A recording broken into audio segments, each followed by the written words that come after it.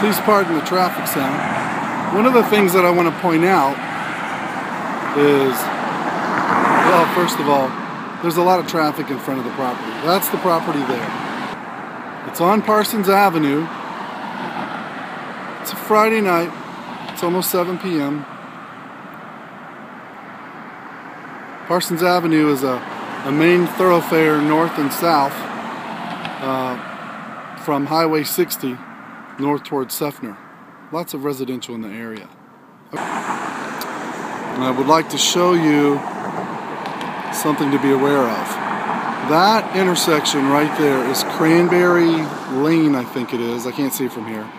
And Parsons Avenue. Years ago, when Parsons Avenue was turned into a 4-lane boulevard, the owners along this property, along this road, were advised that they would have some preferential flexibility to do some rezoning to make it into an office.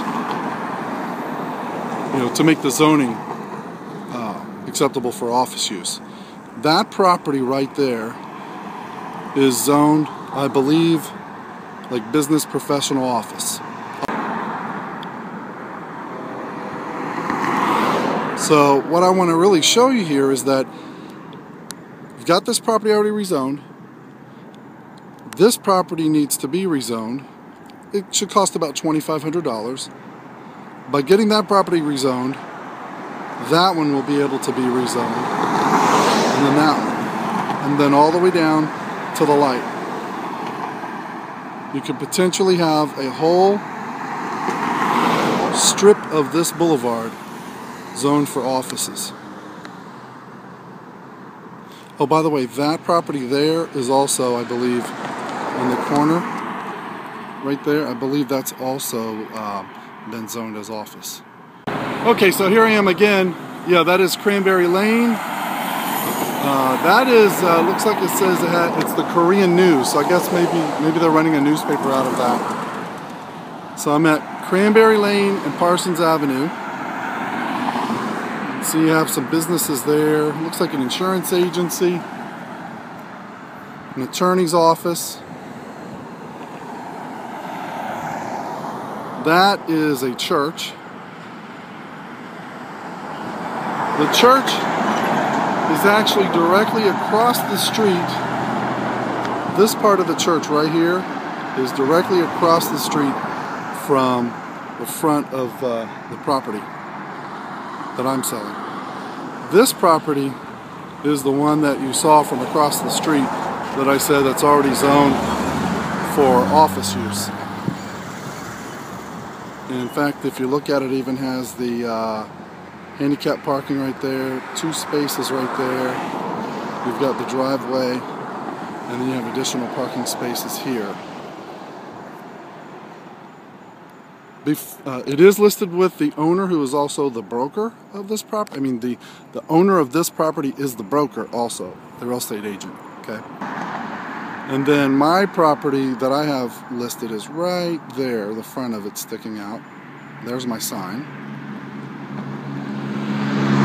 There's your fire extinguisher within 1,000 feet of the property.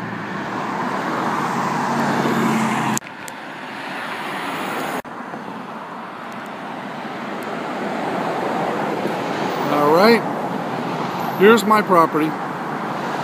My listing, I should say. It's not actually my property, it's my client's property.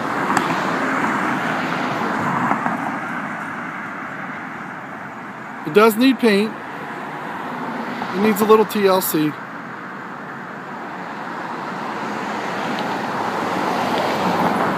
But what a great location. And the traffic on a Friday night. Traffic on a Friday night is just amazing.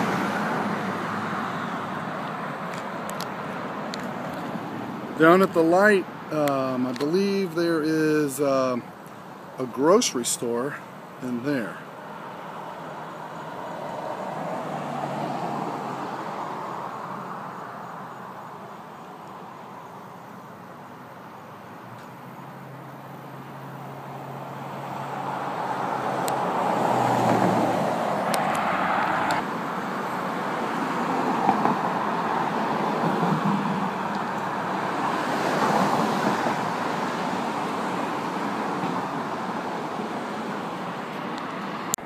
Couple more things I want to point out.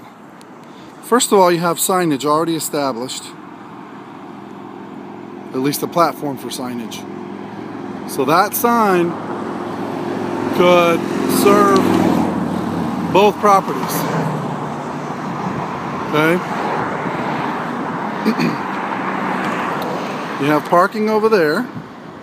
Like I pointed out before, that's your handicap parking. Here you have a parking pad in front of his property, adjacent to my listing. Frankly, there's not a lot of room in the front of my listing for parking. However, you could use all these spaces if you owned both properties.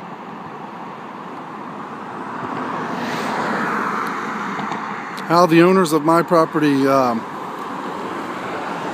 what they used to do is they had a little circular drive with made out of mulch in the front yard. I had them clean it out and get the grass growing.